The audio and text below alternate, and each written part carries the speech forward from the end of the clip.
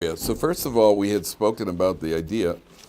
We had spoken about the idea that that the nega, where we called it on Perik Yud Gimel Pasuk Beis. That's where we had gotten to.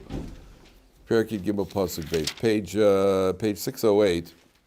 We had spoken about Adam ki yeh be'or b'sar, Adam ki yeh be'or b'sar seisos apachad v'aheres v'haya be'or b'sar l'negat tzaras v'huva elar an akoyin achad b'van akadi. Now, we had spoken about this idea of tzaras, and as Jared mentioned so eloquently last week, this Parsha is hard. Yeah, it is very, very confusing.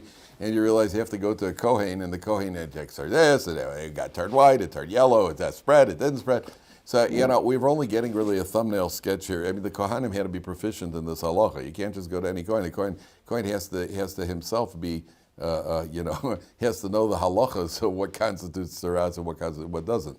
So it's all very complicated. But we had mentioned last week about the idea that it's called a nega because the word nega is nogea, is to touch. And when it comes to touching, there is a concept that it's a precise demonstration of God's involvement in man's day-to-day living in this world. Because you have a situation where a guy said something, and the next thing you know, he's suffering a divine punishment. Now, we had mentioned that the tzaras is, on the one hand, it's got a physical manifestation, and it's very uncomfortable, and it is a physical disease that's uncomfortable. The Medrash says that, like common modern day leprosy, they used to have leper colonies, and limbs would fall off. And limbs could fall off from leprosy. That's why they separated lepers. They put leprosy was a very horrific disease. People became misshapen and disfigured and everything else. And the Medrash says actually a guy could, his ears could fall off. The guy's got this spiritual tzaras, which is not contagious, but it has a physical manifestation. So it's a nega. Nega means that you see a divine involvement. God gets involved, what we call hashgacha pratis. I want to get a little clarity on this hashgacha pratis to me. So I get to drink Pepsi during this year.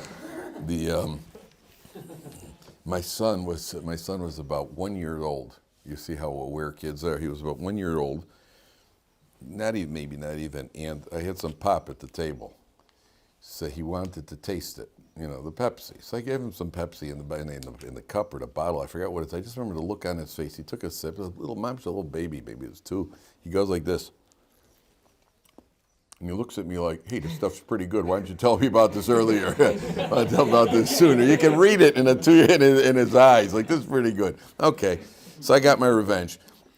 When he was about 6, somebody left a bottle of beer in my refrigerator. I don't know, I had a bottle of beer. I'm not a beer drinker. So one Friday night I had a bottle. So I guess I'll have some beer. So I pour myself the beer. And he looked at me and goes, I want some. I said, you're not going to like it. He says, I'll like it. So I learned, why fight? I said, all right. So I poured him the beer. The beer looks good. It's got foam. It should be good. And also, he takes a bright kid. He goes like this.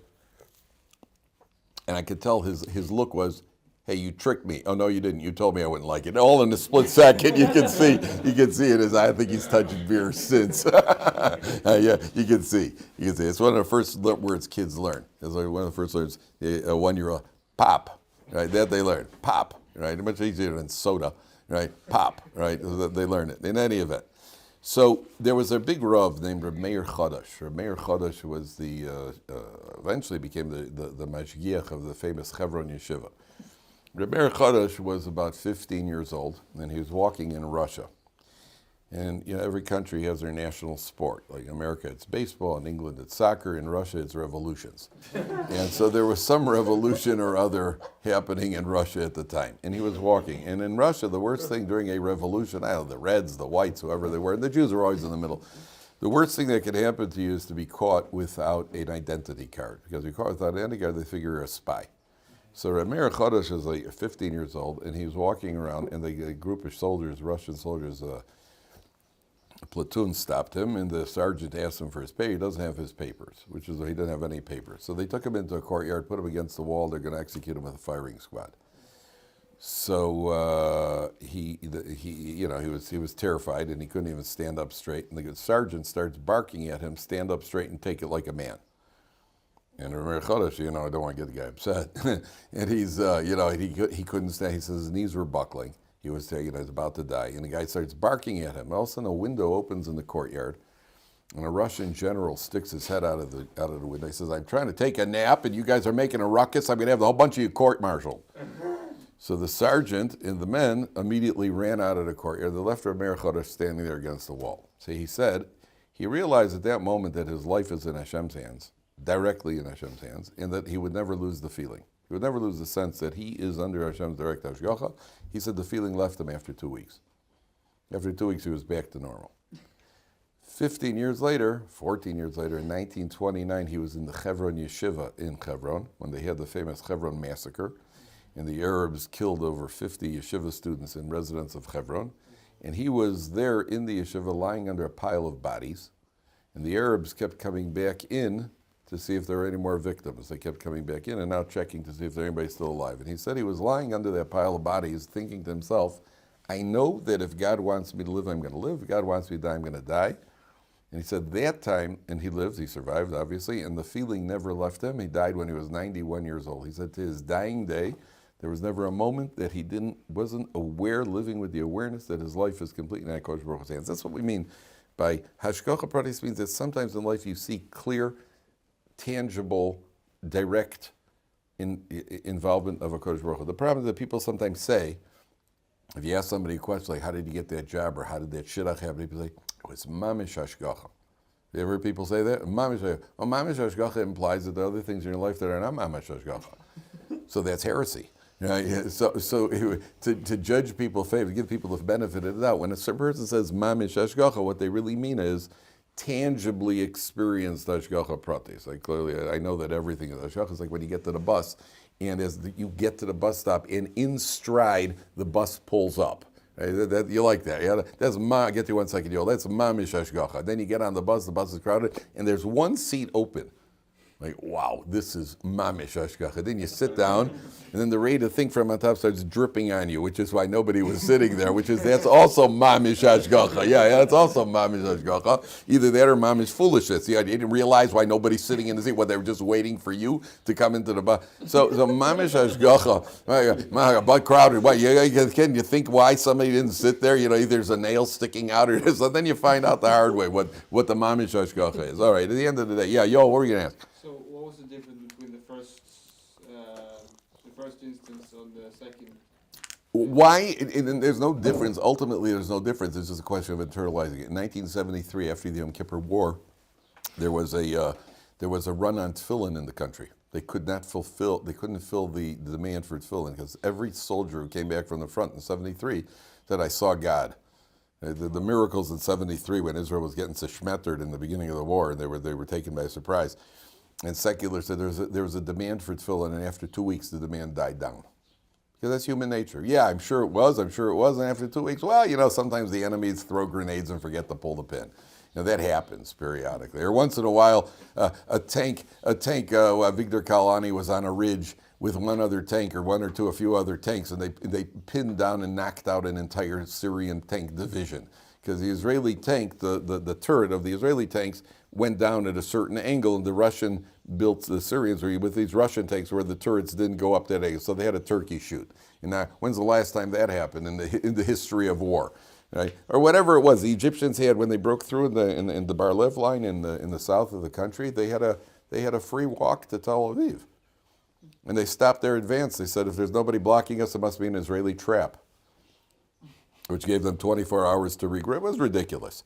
So you come back from the war and say, listen, what I saw, it can only be explained there's a Ribono Shalom running the world. Till 2 weeks later, that's human nature. What happened to him specifically, I don't know.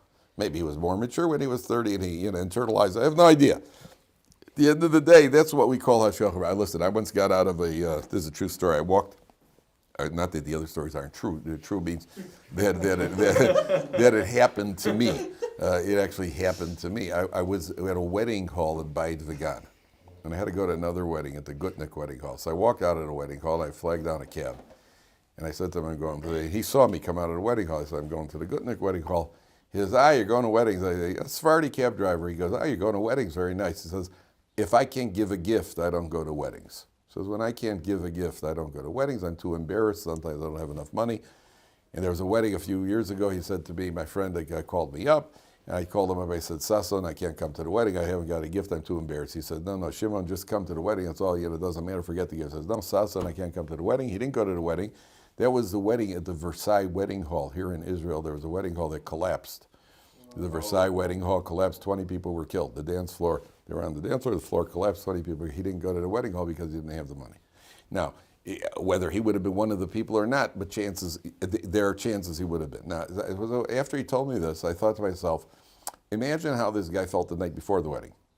The night before the wedding, the guy is thinking to himself, why am I going through this, or why did God put me through this, and why did I not have money, and why was such a ratty life, and so on and so forth. Then the next day, you realize that your life may have been saved because of your life circumstances. So there's an idea, it's all being, that's what we call hashgacha pratis. Okay. I heard from a big Rav a story. There's a group of kashrus supervisors from the United States, mashgichim, kashrus. So they went from the United States to Japan. And when they got to Japan, they had to catch an internal flight. So they get to the counter, and the lady says to them, you have to pay another $200 for your ticket for your internal flight. They said, no, we don't. The travel agent said it goes all the way through, and they started arguing. And she turns to her colleague and curses them in Japanese. You don't have to be a genius to know that you've been cursed in any language. She curses them in Japanese. So these guys were tired and jet-lagged and frustrated.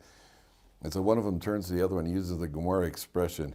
He says to his friend, he goes with it, he says, Sheyamusu misa mishuna, which roughly means, may they die a painful death, right? All right, wasn't nice, he shouldn't have said it, but he did. So she overhears him and she goes, go to office. She points down the corridor. She goes to the office, they walk down to the office, they knock on the door, come in. There's a Japanese colonel sitting behind the desk, speaks fluent English. She says, what's the problem, gentlemen? He said, well, we paid for a ticket, now she's giving us a hard time. They say it doesn't go through. And they're sorry. He said, let me see your tickets, takes the tickets, takes his pen, he initials the tickets, he says you can get on the plane. It turned out his name was Shayamusu Misamshune. So when they said Shayamusu Misa Mishune, she thought they had protected with the colonel and got nervous. So they said Shayamusu Misa Mishune. So she sent him to the colonel, Shayamusu Misa Mishune, right? And he initially, somebody said to me, is that story true? I said, first of all, if it isn't, I'd love to meet the guy who made it up. That's a guy I'd want to hang out with. Number one.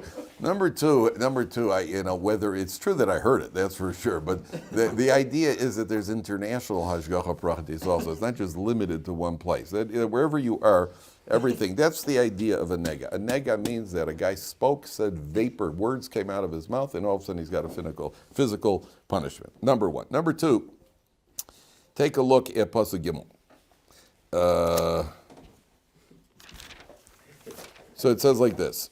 V'roa koines anega b'or habasar v'seir b'nega hafach lavan u'mari anega amok v'or b'soro nega tzarasu v'roa koines times. So he's got this discoloration, and he goes to the Kohen. So the commentators ask like this: there were actually three types of tzaras which are described. One of them is tzaras that goes to the body. The other one is the one that goes to the clothing, right towards the end of the parsha, talking about that. And then next week's parsha, we'll see there's going to be tzaras that goes to the houses, on the walls. Next week's parsha in Metzora, that there's tzaras on the walls, and maybe he has to take down the bricks, and sometimes he has to dismantle the entire house. So the commentaries ask the obvious question, so why does the Torah go? And not only that, the Gemara says that when a person got tzaras, it started with the wall, with the house, then it went to the body, then it went to the clothing. It started on the house. If he didn't do tshuva, then it went to the clothing, getting closer to him. Then if he still didn't do tshuva, still didn't get the message, then it goes to the body. So why is it that the Torah goes in the reverse order? When the Torah describes it, it goes in a reverse order, right? A very good question. Anybody got an idea? Why does the Torah go in the reverse order? What do you say, Tzvi? Because it's more hidden. People don't know you have to ask you have to do teshuva, but other people don't see it. Or you're wearing clothing, people see you wearing clothing, you could see. But why is it in the reverse order of how it actually happened?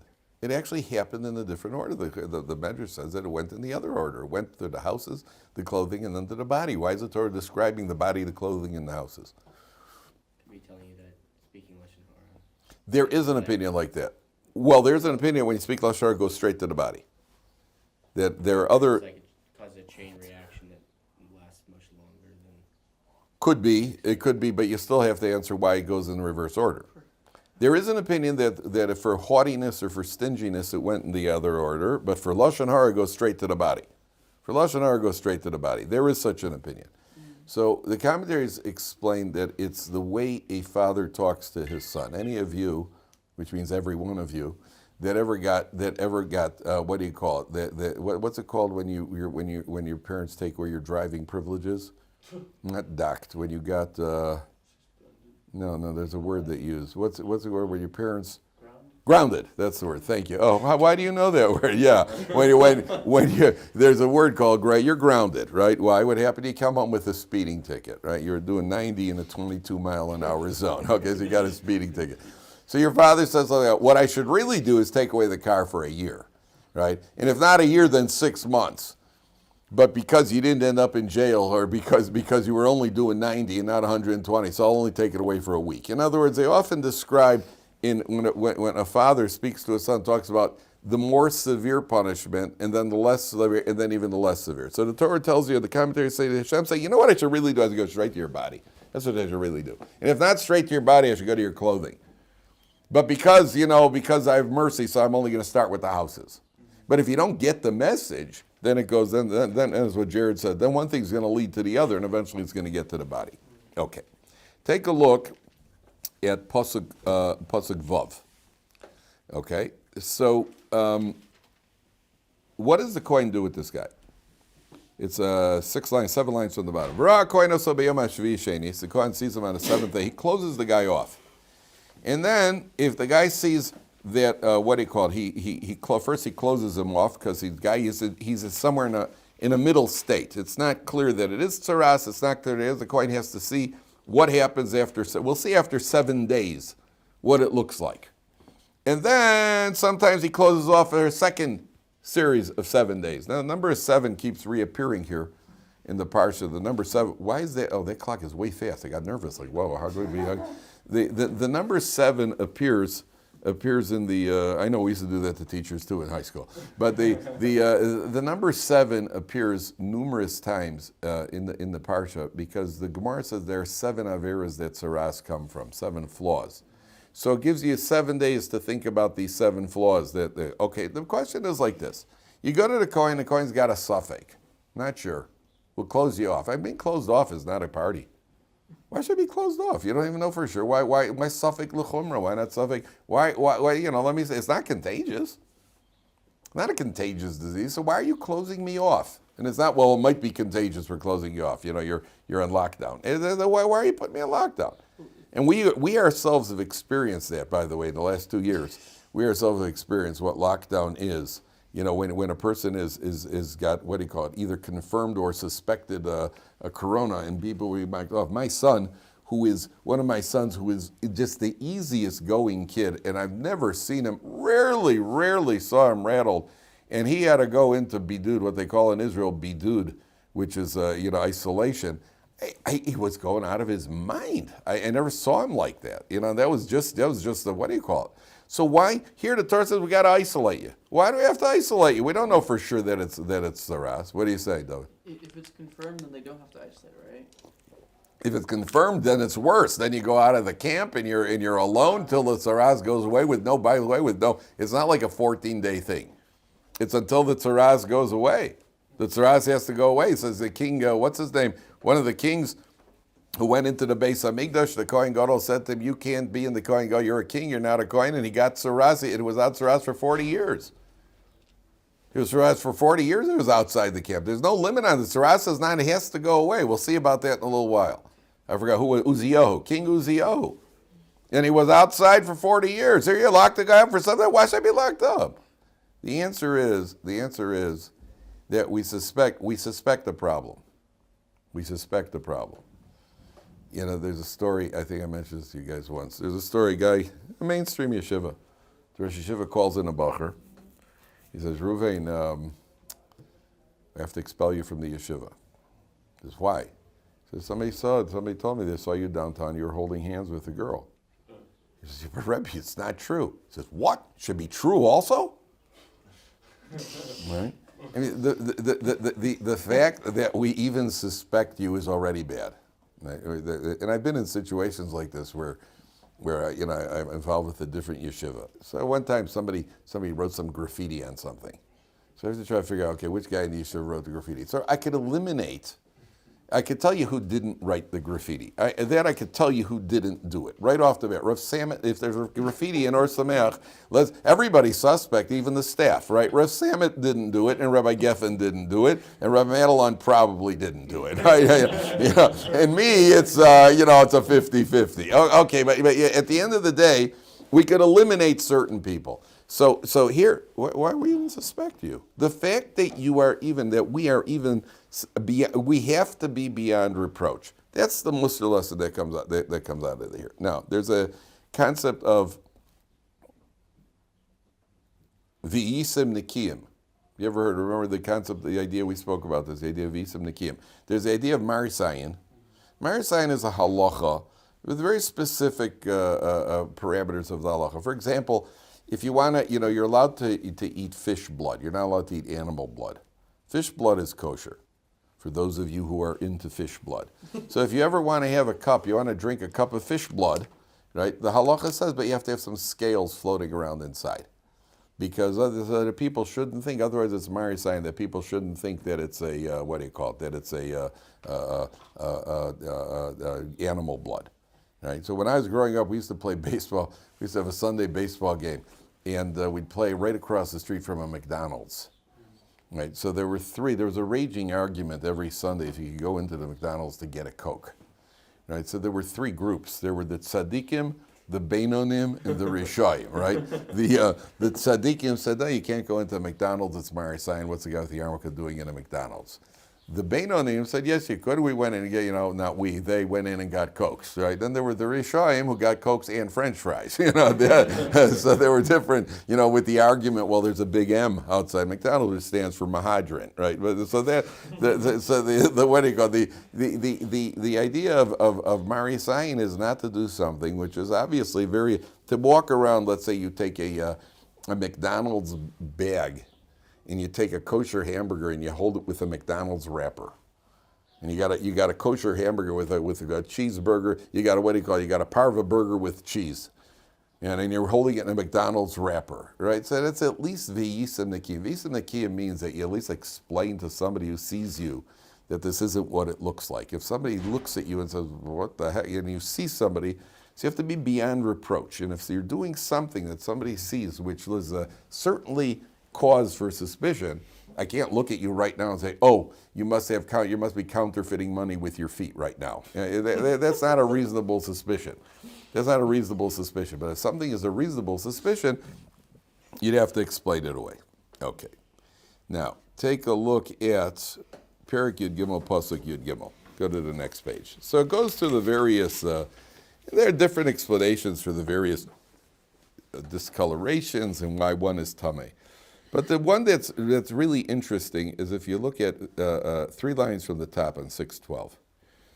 V'im paroach tifrach hatzaras ba'or, v'kisas hatzaras eis kol or nega meirosho v'rad lag. This guy is covered like Snow White, head to toe with tzaras. L'chol marei einei hakohen. Whoever the coin sees, he's covered. We learned from here the coin doesn't go into the folds. It's only what he sees. So what's the halacha of this guy? A little tzaras is bad. If the whole body is covered with tzaras, logically, what should you say? He's super tamei, right? Like glat kosher, they're super tamei, right? He should be, right? What does the Torah say? Kohen v'nei kisas tzaras is kol b'soro v'tihares nega kulo hafach lavan toharu. Wow, why should this guy be tohar? Why should this guy be tohar? Of all the people, why should he be tohar? Yeah. And therefore what?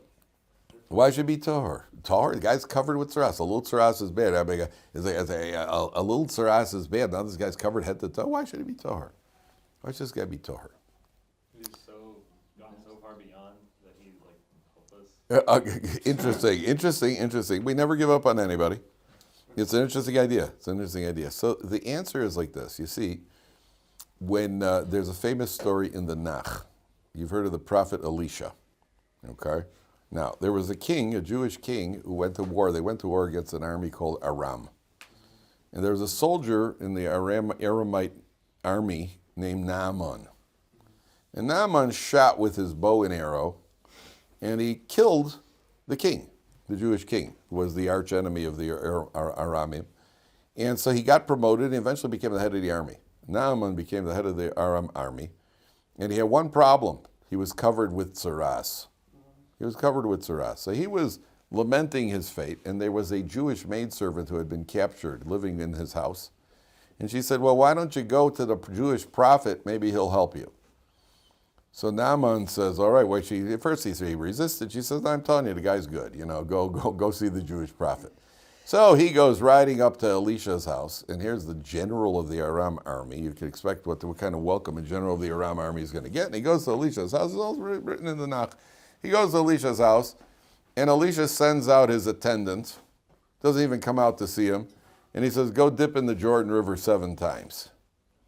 And Naaman blows his cork. He goes, well, we haven't got rivers up in Syria where we could dip in. And the guy you won't even come out to see him. And so his men said to him, listen, what does it hurt? You're already here. Let's go dip in the Jordan 7 times. So Naaman goes and he dips in the Jordan 7 times, and his tsaras goes away. Right? What happened? What happened with Naaman? What happened over here? The answer is, why does a person get the tsaras? Most of the lashon hara, or being stingy, most of it comes from a sense of me, I, which is his ego is out of control. And you can understand that a guy who went from rags to riches, he was a private in the army. Next thing you know, he's the head of the army. So the guy's pretty full of himself. Tsaras is very humbling. Here's a guy who's got everything in life, and he's it, but he can't show his face. He's embarrassed to show his face. It's a very humbling experience. So he goes to the prophet, and Elisha senses that Naaman still doesn't get it. And the way he humbles him even further is he doesn't even come out to see him. This guy's expecting the red carpet, a military, inspect the troops, and he sends out the attendant. He says, yeah, the boss said to go dip in the Jordan. And again, it's 7 times. 7 times that are corresponding to the 7 causes that the Gemara says that the tsaras comes from. The idea is go down into the water, go down, dip, go down, go down. Your ego is out of control. The person in Torah over here, look what happens to a guy. You know how humiliating this is? Have you ever seen a Hatzalah ambulance near a house? You ever seen a Hatzalah at a house? What else do you see? What goes along with Hatzalah? A bunch of frum little kids who are standing around watching, gawking, and adults. And everybody's watching. This person is being taken out on a stretcher, half dressed, and everybody's like trying to get a better look. How embarrassing that you're center of when you're most vulnerable. And then outside, everybody's talking about what happens. So here's a guy who let's say the Kohen Paskins, the guy, don't look so good. Let me, 1 second, let me just check. Let me look up. Yeah, according to halacha, you're at tsaras. You're at tsaras. Oh, man. Yeah, well, where are you going? Come with me. Why, where are we going? There are a bunch of kids outside the house because they saw the Kohen go in, and where we're going, michutz lamachana, we're taking you outside the camp.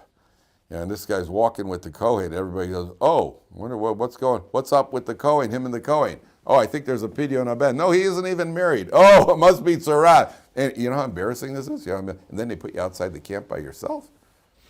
And then when you finally come in, you got to shave. And if anybody comes near you, you got to yell, Tame, I'm Tame, stay away. Very humiliating. The commentaries say this guy is so humiliated. Don't worry, he'll be okay.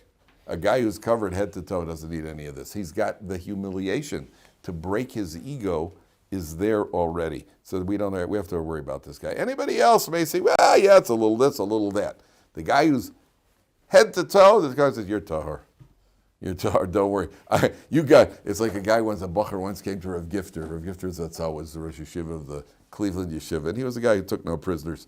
So this bacher comes to Rav Gifter and says, Rabbi, I'm having trouble with my midah of gaiva, my arrogance, my gaiva. So Rav Gifter looks at me and goes, You? What have you got to be gaiva-dick about? That was it for him. Right? That took care of that. Yeah. So what do you call? I just saw a story. The Baal Shem Tov. Baal Shem Tov heard about a priest who was extremely humble. And he had to go check out this priest. He couldn't, it was bothering him that a priest should be so humble. That's such a guy. It was bothering him. So the Baal Shem Tov spent some time with this priest. He says, this guy's really humble. This guy is really humble. And finally, the Baal Shem Tov is ready. He's about to take leave. And the priest says to him, so you're impressed with my humility? And the Baal Shem Tov, oh, good, okay, Baruch Hashem. So a guy who's covered head to toe, I mean, you can imagine what the guy feels like. Therefore, he's tahor. Okay. I saw there was a Rav Reuven Karellenstein. I think he's from I think he was somehow related to the Chazon Ish. He once gave a drasha, and he had a paper on the podium. And he's reading his notes as he's giving this public drasha. And he looks down at his notes, he gives his drasha. Then he left, and he forgot to take his notes with him. So the people came over, and they took a look, and they saw there was a blank piece of paper there on the podium. So they went up to him and they said, okay, what was that all about? So he said, I'd rather not say. So they pressured him. So he said there was a speaker who spoke before him. And this speaker before him was looking down at his notes while he gave the talk. He was almost reading off of his notes. So he felt that if he gives a drasha and he just gives a big talk, a drasha like that, it'll be insulting to the previous speaker. So therefore he pretended to be looking at his notes so the other guy shouldn't feel bad. I like that. Right? But I had originally guessed that he was doing it for humility. I had originally guessed when I read the story that he was doing it just to make people think he's looking at his notes. I didn't know there was another speaker involved. So that's what, a guy's covered head to toe. Guy's covered head to toe, he's had about enough. Okay, now take a look. A couple more points here. Okay, take a look at all the way at Pasuk Mem Hey.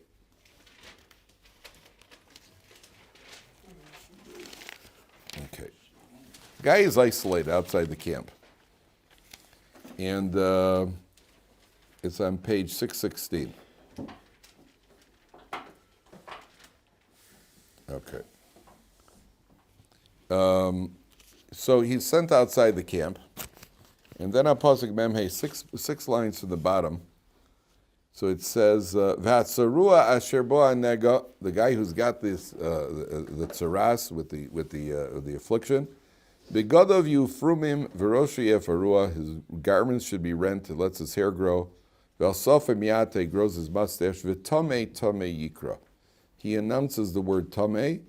Kol yemei asher anega bo yitma. All those days he's tomei tomehu. Badad yeshev michutz lamachane moshava. He sits alone. Badad yeshev, this is all alone outside the camp. All by himself, he's in isolation. So, first of all, what Dovid had asked earlier, and I told you, he doesn't know how long he's going to be there. Because he's got to be there until the tzaras leaves, and the tzaras leaves when he does tshuva. And there's no fooling HaKadosh Baruch Hu here. There's nothing anybody can do for you. This has got to be genuine, sincere tshuva in order to get that tzaras to leave, number one. Number two, he calls out Tamei Tamei Yikra. The people, why does he announce it? There are two reasons here. Number one, it's embarrassing for him. Now, listen, you deserve a humiliation.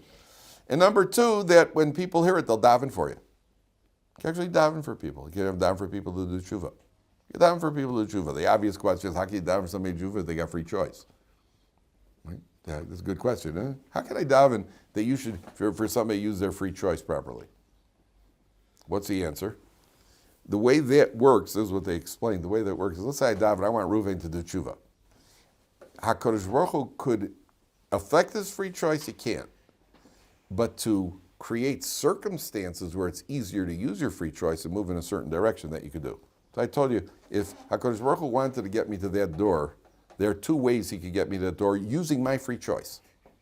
Number one, if a $100 bill came floating through the door, and you're all looking over here, you never know. You just never know. Now, do you think that I would stay here if I saw a $100 bill floating through? I have free choice, right? Anybody want to lay down a bet? $100, I do double or nothing, right? So I'd be out of my seat so fast, right? Because HaKadosh Baruch Hu wanted to get me to the door. The alternative is that HaKadosh Baruch Hu could have a cobra come crawling through this window. And now some people are like snake people, I love snakes, that sort of thing. I don't, right? And I would be over at the door. It's so fast if I saw what I even thought was a cobra. It could be a bunny rabbit, I'd be by the door. It wouldn't make a difference. You understand? So for a person, you want a person to do tshuva, because that creates circumstances for him. right? He's going to the restaurant to eat something not kosher, and the restaurant closed that day or burnt down that day, whatever it was. So we could daven that HaKadosh Baruch Hu, that he should do tshuva. So if everybody has to daven for this guy, number one. Number two, I saw very interesting, this is so true. Why is this guy in isolation? Why does he have to be isolated? He spoke Lashon Hara. He caused people to separate, so you be separate from people. But I saw something that's so true in human nature. There are a lot of people who can't stand people. I can't stand people. I don't like other people. I can't stand people. They say, there's a secular philosopher who once said, Gehenna is other people. That's what awaits people in Gehenna. I actually saw, by the way, I saw this guy dies, and he goes to the world of truth, and he's greeted by an old man with a long white beard, a white jacket. He says, welcome. He says, you are entitled to ask for any kind of food you'd like, we'll provide you. Any kind of food you want. So they give him a constant flow of his favorite food. After a while, he says, listen, this is a little, okay, I appreciate it, but I'm getting a little tired of this. Is there anything else, maybe some entertainment or something? So they provide with every form of entertainment he could think of. He goes, this, that, that. And after a while, he says, okay, I'm kind of bored with this. Is there anything, can you find me something to do? He says, something to do that we can't help you with. We can provide you with stuff, but we can't find something for you to do. He says, so what do I need this for? I may as well go to Gehenna. The guy says, where do you think you are?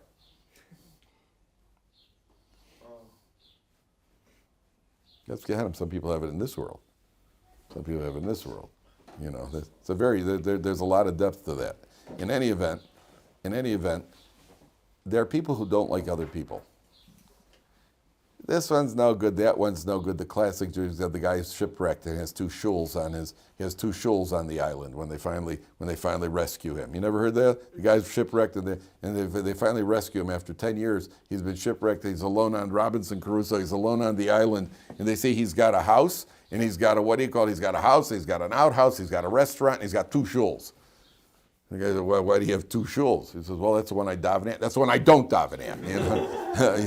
So, I had a friend who was always, never had a good thing to say about anybody, hated every teacher he ever had. He hated this one, everybody was a rat.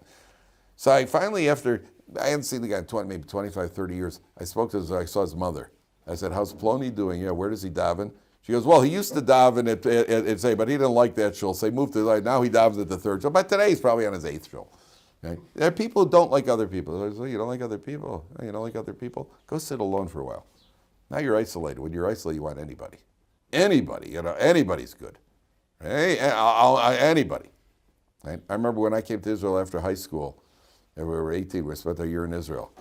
So I remember I was walking on the street, I saw a guy from my graduating class. I didn't have much to do with him in high school. We didn't hang around together. It was good, you see each other, friends. I saw the guy, greet him like a long-lost brother. You see him on the street, all of a sudden somebody you know. When you're alone, and nothing's worse than being alone. Do you know that it says, why was Adam created before Chava? This is not me making this up. I think it's the Or Chaim says this. One of the biggies says this. You know why Adam was created before Chava? Because if she had been created first, she wouldn't have had anybody to talk to. So he had to be there first. Wow. One of the mainstream Meforshim says that. So that same Rav Meir Chodesh I told you about, he was once arrested in Russia for something else. So they threw him in I think draft dodging or something. They threw him in a prison cell with a bunch of lowlifes, a bunch of thugs. He said it was very frightening. And after a couple of days, they took all these other guys, because these other guys had to go to the army or something. They told them all out of the cage. He said he was all alone. He said he missed them. He said he was like, whoa, as bad as they were, the loneliness and the isolation, and there are those that say that's what Gehenna is. Gehenna is just being alone with yourself. How's that? Alone. Is there anybody else available? Right? That's why. So Badad, he sits alone. You got it in for people? Good. So I'll give you what you want. Now sit alone for a while. The guy's desperate. It's the worst feeling in the world. They even say these guys, these tough guys who they put in solitary confinement, they're real tough. They show that they go to solitary, they go nuts. You should read. There's a very good book by the Rubashkin book. Rubashkin wrote the book. And there's it's very interesting. It is actually interesting. I was kind of skeptical before I saw the what do you call it, but I read through the book. A very powerful book. very powerful book about what it's like in prison, and it's not the, it's not such a, it's not such a schmuck. All right.